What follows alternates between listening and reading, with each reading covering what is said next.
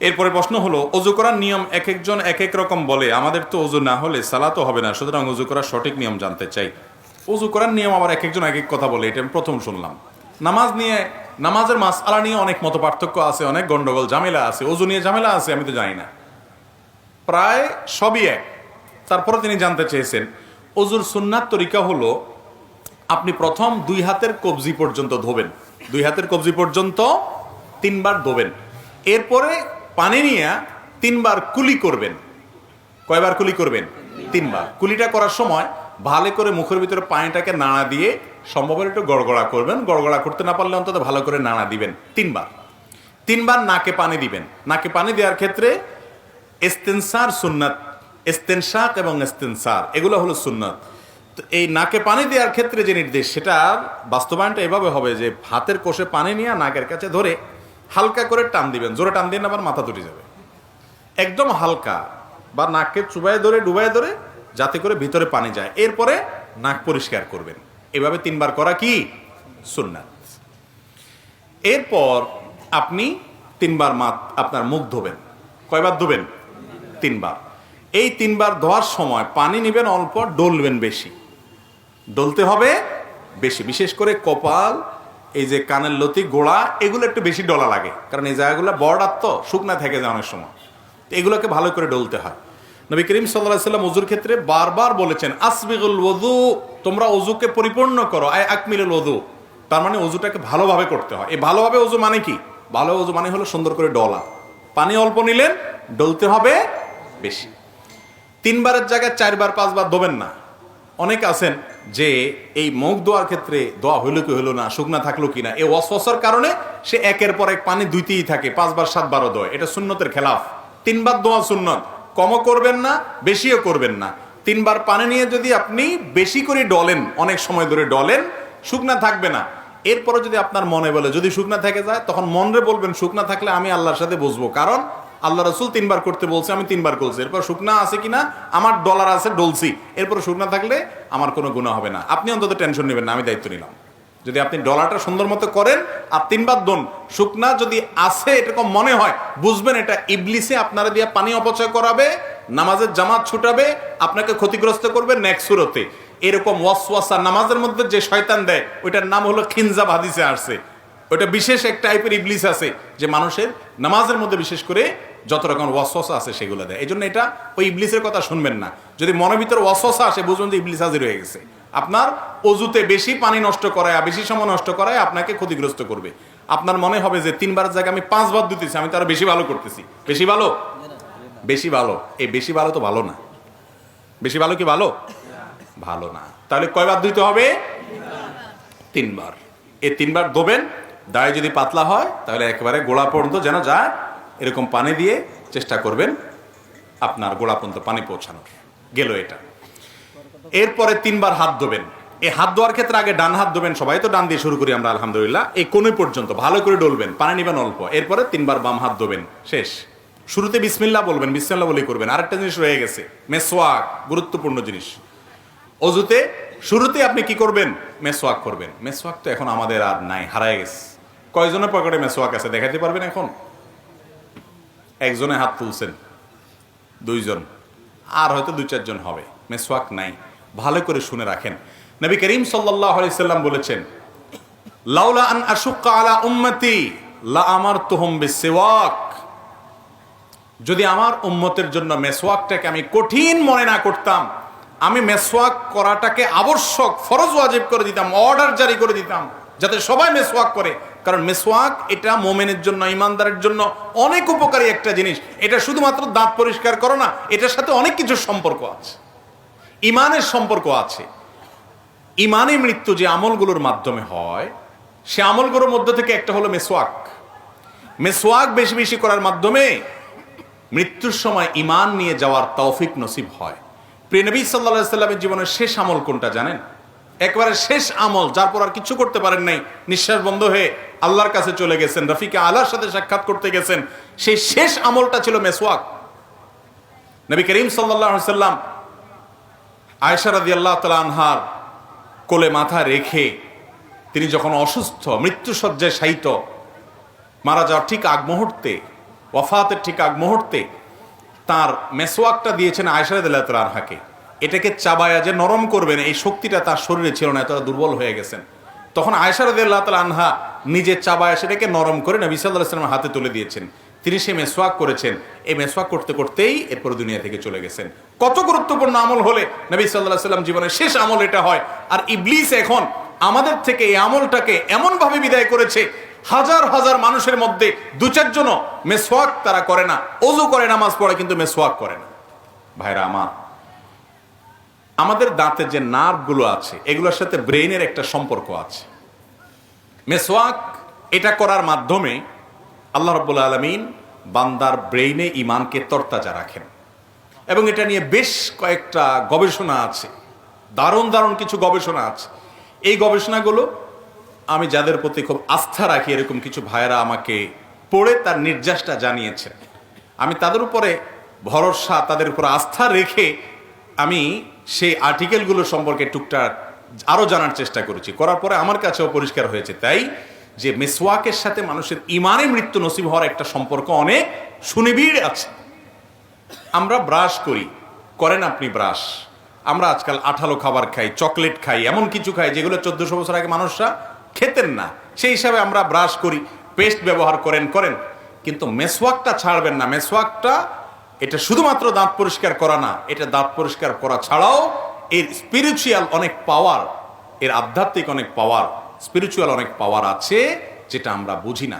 কিরকম হলে মেসওয়াকের কথা এভাবে বলেছেন? কেন ওযুতে তো কুলি করাও সুন্নাত। নবীজি তো বলেন নাই যে আমি যদি আমার উম্মতের জন্য কুলি করাটাকে কঠিন মনে না করতাম ফরজ করে দিতাম, তা তো বলেন নাই। নাকে পানি দেওয়াটাকে তো এভাবে বলেন নাই, অন্য সুন্নাতের কথা তো এভাবে বলেন নাই। এই মেসওয়াকের কথা এত গুরুত্ব দিয়ে বলেছেন। আরো মজার বিষয়, মেসওয়াক শুধু ওযুর সময় না, নামাজের সময় রাসূল আকরাম সাল্লাল্লাহু আলাইহি ওয়াসাল্লাম ইবনে হাদিস থেকে নামাজের সময় মেসওয়াকের কথা বলা আছে।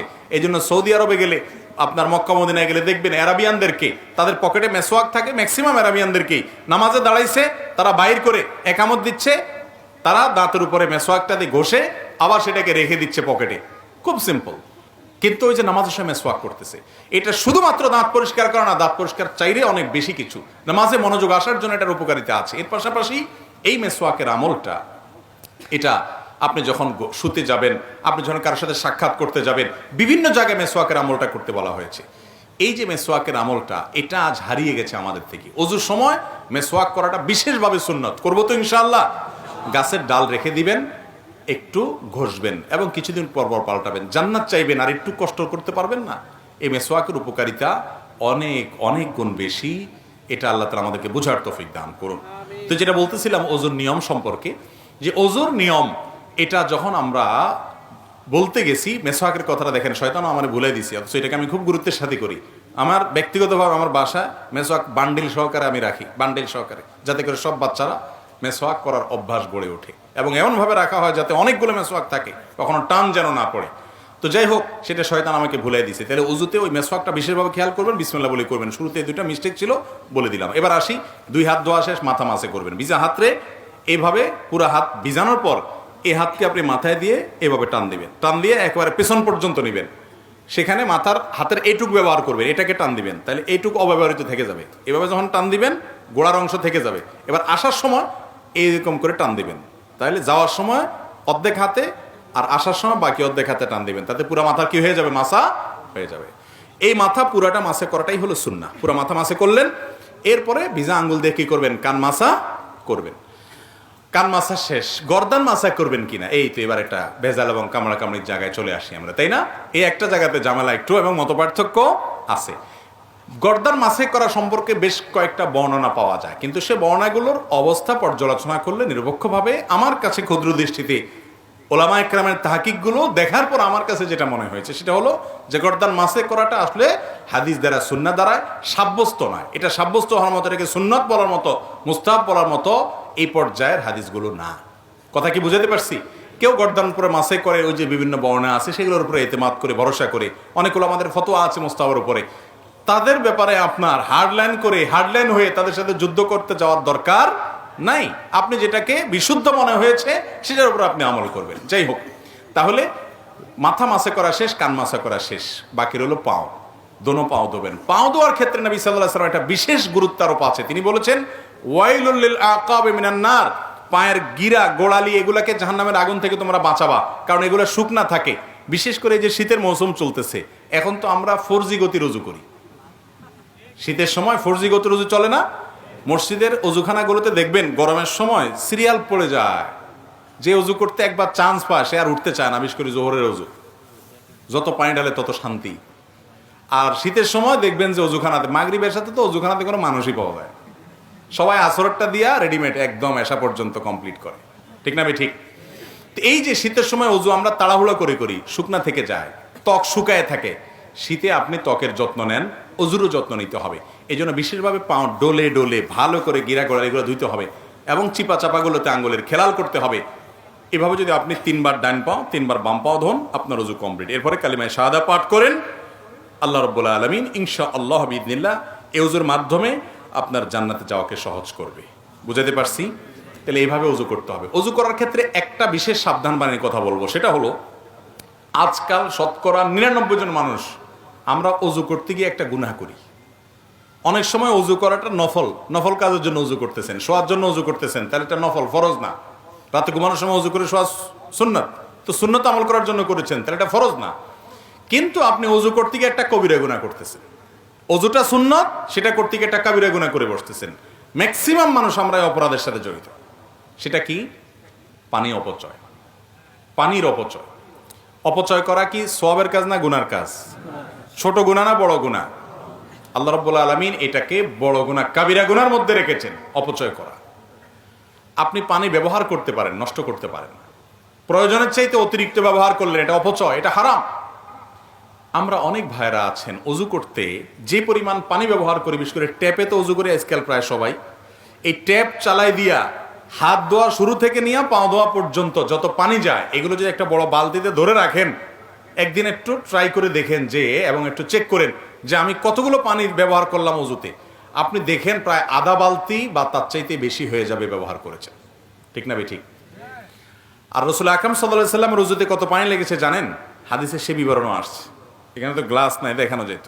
এই যে মনে করেন কাপটা আছে, এই কাপটাতে যে পরিমাণ পানি লাগবে তার চাইতে আরেকটু বেশি, আনুমানিক আর কি, একজাক্ট না। ধরেন এটা 2 কাপ, এই পানি দিয়ে তিনি অজু কমপ্লিট করতেন। কিছু কম বেশ হবে, কিন্তু এর বেশি না। ধরেন 1 গ্লাস আর কি, 1 গ্লাস পানি দিয়ে অজু করতেন। আপনি এবার চিন্তা করেন, মুখ হাত ধোয়া থেকে নিয়ে পা ধোয়া পর্যন্ত সব কাজগুলো যেভাবে বলেছি এভাবে করতেন, কিন্তু পানি লাগতো ওইটুকু, আর আপনার লাগতেছে আধা বালতি। তাহলে আপনি অপচয় করতেছেন না করতেছেন না? এখন যদি বলেন এইটুকু দিয়ে আবার অজু কিভাবে সম্ভব, এখন যদি এখানে বড় একটা গামলা নিয়ে আসতেন আর একটা গ্লাস পানি নিয়ে আসতেন, তাহলে আমি দেখাই দিতে পারতাম। গামলা তো আশেপাশে নাই মনে হয়, ইনশাআল্লাহ কোনো এক সময় দেখাবো। ইউটিউবে অনেক ওলামায়ে কেরাম, বিশেষ করে আরবের অনেক ওলামায়ে কেরাম কিভাবে এই পানি দিয়ে নবীজি অজু করতেন এটা দেখাই দিয়েছেন তারা হাতে কলমে। দেখেন, কোষে অল্প একটা কোষে পানি নেবেন, এই 1 কোষ পানিকে আপনি মুখে নিয়ে এবার ডলেন, 3 বারে 3 কোষ পানি নেন, মুখ ধোয়া শেষ। হবে না? হবে না? ট্রাই করে দেখেন। কিন্তু আমরা অপচয় করি। এখন আপনি বলবেন, হুজুর তখন পানির অভাব ছিল, মরুভূমিতে ছিলেন উনি, আমরা এখন বাংলাদেশে মাশাআল্লাহ নদীমাতৃক দেশ, আমাদের পানি তো পানির অত্যাচারে আমরা মাঝে মধ্যে বাড়ি ছাড়ি চলে যাওয়া লাগে। তো এখন এত পানি আছে, এখন কি এই ওয়াজ চলবে যে পানির অপচয় করা যাবে না? হ্যাঁ ভাই, চলবে। আল্লাহ আপনাকে নেয়ামত দিয়েছেন, সেজন্য আপনি তাই বলে যা খুশি তা করবেন, প্রয়োজনের চাইতে ব্যবহার করবেন, এই নেয়ামতের এই ব্যবহারের অনুমতি আল্লাহ দেন নাই। এই জন্য এক হাদিসে আসছে নবী সাল্লাল্লাহু আলাইহি সাল্লাম, নদীতে যদি কেউ কি করে, নদীতে যদি কেউ পানি ব্যবহার করে অজু করে, সেখানে পর্যন্ত, সমুদ্রে পর্যন্ত পানি ব্যবহারের ক্ষেত্রে যে এখানে পানির অভাব নেই, সেখানেও যেন সে অপচয় না করে, সে বিষয়ে হাদিসে নির্দেশনা আসছে। তাহলে এখন আমাদের টেপে ট্যাঙ্কিতে অনেক পানি আছে, এই আশায় কি আমরা পানি অপচয় করব? মনে রাখবেন, অপচয়কারীকে অপচয় করার কারণে একসময় প্রায়শ্চিত্ত করতে হয়। টয়লেটে বসে বসে অযথা বদনার পানি ছাড়লেন অথবা টেপে পানি ছাড়লেন, একসময় দেখবেন যে আপনি টয়লেটে বসে মাশাআল্লাহ সব শেষ করে এখন পানিতে হাত দিয়ে দেখছেন টেপে পানি নেই। একবারে অপচয় করবেন, ওইটার জন্য আরেকবার ধরা খাবেন। এটা বাস্তবতা, এটা অভিজ্ঞতা, যে মানুষ যখন খুব বেশি সীমা লঙ্ঘন করে, আল্লাহ তাআলা তার জন্য তাকে প্রায়শ্চিত্ত দুনিয়াতে ভোগ করান অনেক ক্ষেত্রে। এবং বাংলাদেশে আমাদের কথা বলবেন যে পানির অভাব নাই। আপনারা জানেন ঢাকা শহরে সহ সারা দেশে মাটির নিচে পানির লেয়ার নেমে যাচ্ছে। অলরেডি আমাদের এই সমস্ত এলাকাতেও ভালো পানি পাওয়া যায় না শত শত ফিট নিচে নামা ছাড়া, ঠিক না ঠিক? কিয়ামত যত কাছাচ্ছে তত অসুবিধা আরো বাড়বে, এবং কিয়ামতের আগে পানি নিয়ে যুদ্ধ হবে। কিয়ামতের আলামতগুলোর ভিতরে একটা। তাহলে এই পানির অপব্যবহার, অপচয় এগুলো করলে তার জন্য একসময় আমাদেরই এর জন্য ক্ষতির মুখোমুখি হতে হবে। সবচেয়ে বড় কথা হলো হাদিসে নিষেধ আছে, এই জন্য অজু করতে গিয়ে পানি অপচয় করা যাবে। এখন অজুতে পানি টেপে পানি ব্যবহার করবেন, আবার আধা বালতি হবে না। পদ্ধতিটা কি? পদ্ধতিটা ভেরি সিম্পল, আমি বলি। আমি চেষ্টা করি আমল করার জন্য, সবসময় পারি যে তা না, আল্লাহ আমাকেও মাফ করুক, চেষ্টা করি আলহামদুলিল্লাহ। সেটা হলো, আপনি টেপ ছেড়ে দেওয়ার পর হাত ধুলেন, কুলি করলেন, নাকি বা এগুলো তো পটাপট হয়ে গেল, গ্যাপ হয় না।